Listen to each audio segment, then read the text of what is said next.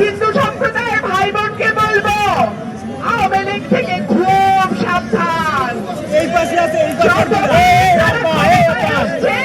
তারা আপনাদের ব্যবহার করেছে, যতবার তারা ক্ষমতা ছেড়ে পালাতে বাধ্য হয়েছে তখনই তারা আপনাদেরকে ব্যবহার করেছে।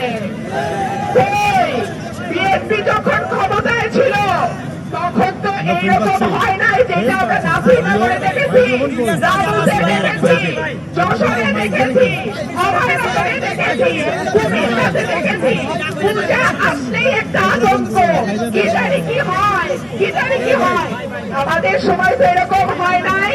আমি একটা কথা আজকে আপনাদের কাছে ওয়াদা দিচ্ছি, ইনশাআল্লাহ যদি আপনাদের সকলের ভোটে বিএনপি রাষ্ট্র পরিচালনার দায়িত্বে যায়, রাষ্ট্রের দায়িত্ব গ্রহণ করে, একজন মুসলমান, একজন হিন্দু, একজন খ্রিস্টান, একজন বৌদ্ধ, কোন রকম কোন বৈষম্য হবে না।